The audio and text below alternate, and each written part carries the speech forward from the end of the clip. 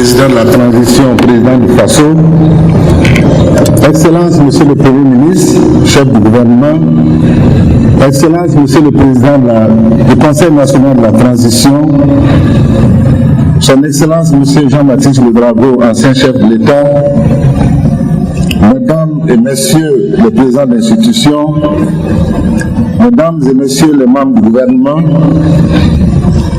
Mesdames et Messieurs les présidents des cours de cassation, Conseil d'État, Cour des comptes, les Excellences, Mesdames et Messieurs les chefs de missions diplomatiques et consulaires, Mesdames et Messieurs les présidents des relations internationales et interafricaines, Mesdames et Messieurs les présidents de commissions et membres du bureau du Conseil national de transition, Mesdames et Messieurs les membres du Conseil constitutionnel, autorités politiques, administratives, militaires, paramilitaires, coutumiers et religieuses, distinguées personnalités en vos qualités, grades, rangs et titres respectifs.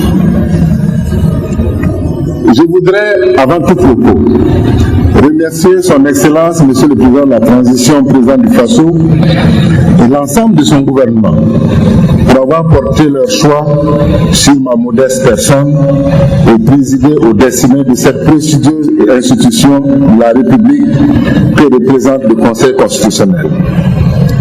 Je prends la juste mesure des responsabilités qui sont non seulement les miennes, mais aussi de tous les autres membres du Conseil constitutionnel. Je mesure la délicatesse de la mission et du rôle du Conseil constitutionnel à cette étape particulière de l'histoire de notre peuple. Qu'il me soit permis de remercier toutes les personnalités qui ont bien voulu honorer de leur présence la présente cérémonie solennelle de prestation de serment et d'installation du président du Conseil constitutionnel. Je veux mentionner tout particulièrement la présence du professeur Nare Oumarou, conseiller à la Cour constitutionnelle de la République du Niger.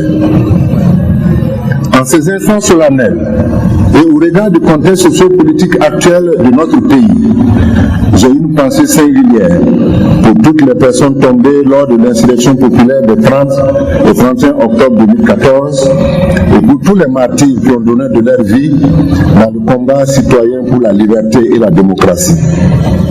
J'ai également une pensée pour mon collègue Salifou Médié, membre du Conseil constitutionnel, retrouvé mort le 24 mai 2014 sur la route de Sapoui dans des circonstances non encore élucidées.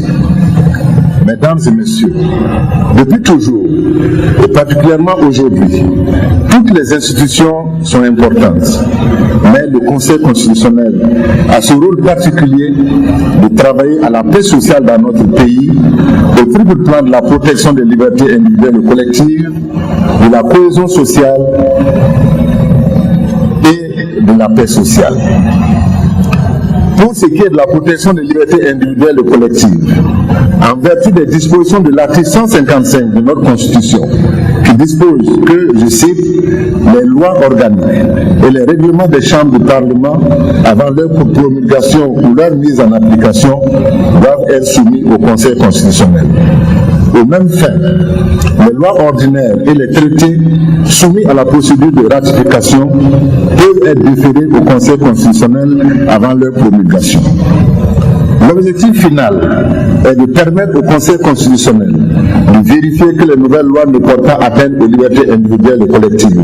C'est pourquoi, pour mieux renforcer ce contrôle, il serait souhaitable d'autoriser la saisine du Conseil constitutionnel par les citoyens et pourquoi pas par les personnes morales, notamment les associations.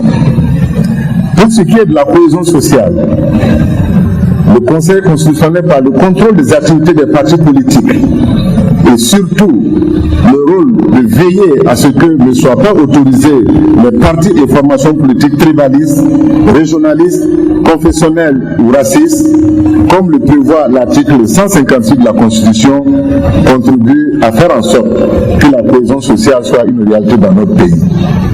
Enfin, en ce qui concerne la paix sociale, le Conseil constitutionnel, en veillant à la régularité, à la transparence, à l'équité et à la sincérité des élections législatives, référendaires et présidentielles, doit contribuer à cela également. C'est pourquoi le Conseil constitutionnel en est le juge du contentieux électoral irrélatif. En cette veille d'élection, notre juridiction sera au cœur de la compétition électorale et d'ores et déjà, j'invite les différents acteurs politiques au respect de notre Constitution, de la Charte de la transition et des lois, afin que nous réussissions des élections transparentes, régulières, gage d'une paix sociale dans notre pays. Pour ma part, je puis rassurer que le Conseil constitutionnel s'acquittera de ses attributions dans le strict respect du droit. Mes collègues membres du Conseil constitutionnel et moi-même travaillerons dans un esprit d'équipe, en ayant à l'esprit les obligations vertueuses qui gouvernent la fonction du juge constitutionnel, l'indépendance, l'impartialité et l'intégrité. Il est important d'insister sur ces valeurs. Ce que notamment l'impartialité signifie pour moi, c'est le refus de tout préjugé. Ce qu'elle interdit, ce n'est pas d'abord le débat avec opinion, c'est surtout de ne pas vouloir en changer. C'est d'être dès le départ hors du débat. Chaque membre du Conseil constitutionnel doit constamment se poser cette question. Je me sens impartial. Mais est-ce que mon comportement dans le débat ou hors du débat ne laisse pas douter que je le suis en réalité? Il faut que l'impartialité du juge constitutionnel ne puisse laisser de place à un doute, à un esprit raisonnable. Parce que si le citoyen venait à douter ou à être mécontent du Conseil constitutionnel, c'est tout le fonctionnement social qui risque d'être affecté.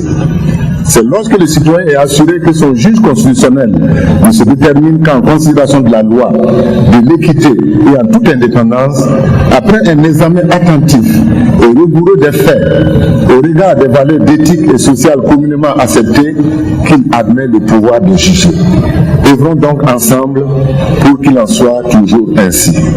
Mesdames et messieurs, dans l'espoir que le Conseil constitutionnel continuera de bénéficier du soutien et de l'accompagnement de chacune et de chacun de vous, je vous réitère tous mes remerciements pour l'intérêt que vous avez bien voulu accorder à la présente cérémonie ainsi qu'à notre institution. Je vous remercie.